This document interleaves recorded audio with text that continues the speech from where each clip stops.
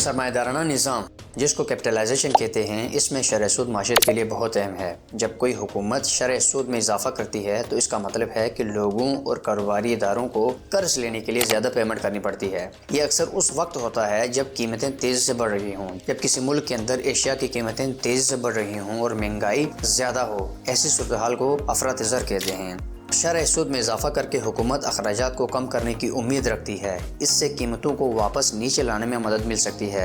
ज़्यादा शरह सूद गैर मुल्की सरमायाकारों को भी अपनी तरफ मतवज्जह कर सकता है, जो अपने पैसे पर ज़्यादा मुनाफा चाहते हैं। मतलब जो पैसा वो इन्वेस्ट करते हैं इस पर ज़्यादा मुनाफा कमा सकते हैं। मजमूई तौर पर शरह सूद में तब्दीली हुकूमत का माशियत को मुस्तहकम रखने का एक तरीका होता है। सवाल ये है कि हुकूमत शरह सूद को ज़्यादा क्यों करती है। हुकूमतें बुनियादी तौर पर अफरात-ए-ज़र से यानी महंगाई से निमटने के लिए शरह सूद में इजाफा करती हैं। इसमें इजाफा करने से कर्ज लेना महंगा हो जाता है, जो आम तौर पर सार्फिन के अखराजात और इन्वेस्टमेंट को कम कर देता है। मुल्क में मजमूई तलब कम हो जाती है और एशिया की कीमतों को मुस्तहकम रखने में मदद मिलती है। मतलब ये कि महंगाई की वजह से लोग ख़रीदारी नहीं करते तो डिमांड कम हो जाएगा। जब डिमांड कम हो जाएगा तो डीलर और सप्लायर अपनी उन चीज़ों की कीमत को डाउन कर देंगे ताकि उनका माल बिक सके। इसके अलावा शरह सूद में इजाफा करने से मुल्की करेंसी मजबूत होती है, क्योंकि गैर मुल्की सरमायाकार जब ज़्यादा मुनाफा कमाने की गरज से सरमायाकारी करता है तो इससे मुल्क में डॉलर आता है। डॉलर के आने से मुल्की रिजर्व्स, जिसको फॉरेन रिजर्व कहते हैं, उनमें इजाफा होता है। इस तरह मरकजी बैंक महंगाई को कंट्रोल करते हुए माशी तरक्की के दरमियान तवाज़ुन बरकरार रखने के लिए शरह सूद को एडजस्ट करता है। शरह सूद में इजाफे से मुल्की माशियत पर गहरे असरात पड़ते हैं। इसमें बार बार तब्दीलियाँ करना इकॉनमी के लिए अच्छा नहीं होता। इसमें इजाफे से सार्फिन और कारोबारी अखराजात में कमी होती है, जो कि मुमकिना तौर पर मुआशी तरक्की को सुस्त कर सकता है, जो नेशनल ग्रोथ, इकॉनमिक ग्रोथ और नेशनल इनकम में कमी कर सकता है। दूसरा, अगर कर्ज लेने की लागत तवील अरसे से ज़्यादा है तो कुछ लोगों के लिए अपने कर्जों को वापस करने में परेशानी हो सकती है। इससे डिफ़ॉल्ट का ख़तरा बढ़ सकता है, क्योंकि बैंक लंबे अरसे के लिए कर्ज देकर आराम से बैठ नहीं सकते।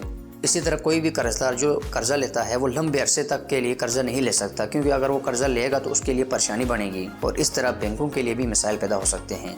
तीसरा, शरह सूद में मुसलसल तब्दीलियाँ करना मालियाती मंडियों में यानी फाइनेंशियल मार्केट्स में अनसर्टेनिटी पैदा कर सकता है, बेयकीनी पैदा कर सकता है, गैर यकीनी सूरत-हाल पैदा कर सकता है। सरमायाकार माशियत में गैर इस्तेकाम की वजह से परेशान हो सकते हैं। इससे मुआशी सरगर्मियाँ कम हो जाती हैं, रिस्क बढ़ जाता है और अगर शरह सूद मुसलसल ज़्यादा होता जाए तो मुआशी सरगर्मियाँ कम हो जाएंगी, जो कि मुआशी तरक्की को कम कर सकती हैं। फिर करेंसी की वैल्यू गिरना शुरू हो जाती है और एक कमज़ोर करेंसी इंपोर्ट्स को महंगा बना सकती है, क्योंकि बैरूनी एशिया डॉलर से खरीदी जाती हैं और करेंसी के कमज़ोर होने से डॉलर महंगा हो जाता है।